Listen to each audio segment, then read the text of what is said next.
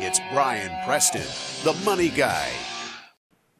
Managing cash. Yeah, so technology has provided an opportunity for us to do this. Well, even in our personal lives, it provides a mechanism, just like you said, to stretch our money a little bit farther.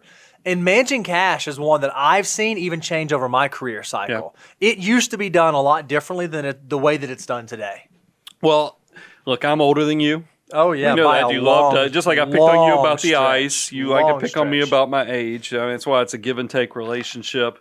And I thought it was interesting is that back when I was a kid, no kidding, it was not uncommon for your local bank to offer crazy promotions to get you to open a savings account. Now, truth, savings accounts were paying 5 or 6% back then. So but you hear the joke about it was toasters or some type of kitchen appliance. That was reality. Now, I mean, I think if you're doing it right, you're probably thinking about in terms, are you doing online banking? Are you using one of these high interest FDIC insured bankers out there? And there's a reason this is kind of drawing attention. Think about your old brick and mortar banks average paying you 0.1%. But what do the online savings accounts pay? I think right now, even in light of super, super low interest rates where we are presently, you can still go out there and get 1.25%, 1.3% on your savings, which is pretty remarkable. As early as middle of last year, high yield savings accounts were paying like 2.5%. So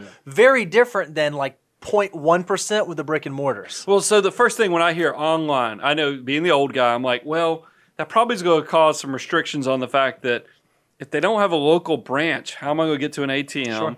You're also thinking about in terms of how am I going to deposit my checks? So what's the solutions on that? Yeah, and so one of the things that most online banks have done now is they have apps where you can do like mobile check deposit. So if you have a check on your person, you can actually just take a picture on your phone to deposit it right there. A lot of these online banks will even do ATM fee reimbursement. So rather than having to go to like your local brick and mortar, only go to one, you can go to any ATM and they'll reimburse you for the fees that you incur there. That's pretty powerful stuff. Absolutely. So I can totally see how this works.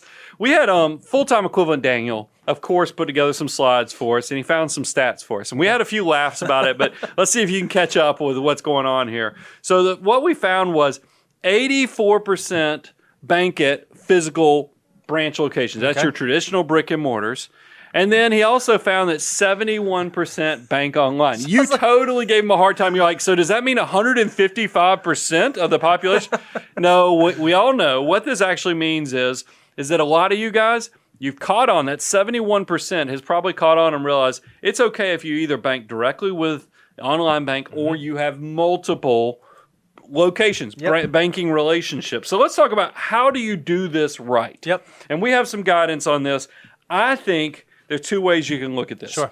I'm the old school one, so I do it the two-account approach. And this is actually the same thing that I do for my personal finances. So I have a local bank location so that I can, just because I don't feel like going completely virtual relationship, that I can walk down. Matter of fact, it's right down the street. I have all my business bank accounts there. I know everybody in the branch location. They've even recommended the show to other customers of the bank. So it's been great. So I have a traditional banking relationship, but then I have a savings account with one of the high yield online FDIC insured. Remember, you can go to fdic.gov, do Bank Finder, and confirm that online bank that you're seeing really does exist and take advantage of those higher interest rates. But Bo, there's a one bank option too. Who's taking advantage of that? Yeah, so we actually did a quick poll of our office to see which of our employees, and we found that I would say maybe half of our employees only do a single online bank, meaning they don't have a relationship with a local brick and mortar.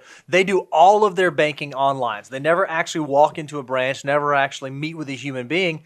And now I think you can do that. Probably 10 years ago it was a little bit harder, but now with all the resources available, you can even get checkbooks on your online savings account. So there's really not a need, if you're comfortable with that, ever having a local brick and mortar banking relationship. If you're trying to figure out, this is not an endorsement because we get nothing from them, but I thought it was quite interesting when I was asking around the entire office, because we're all financially minded people.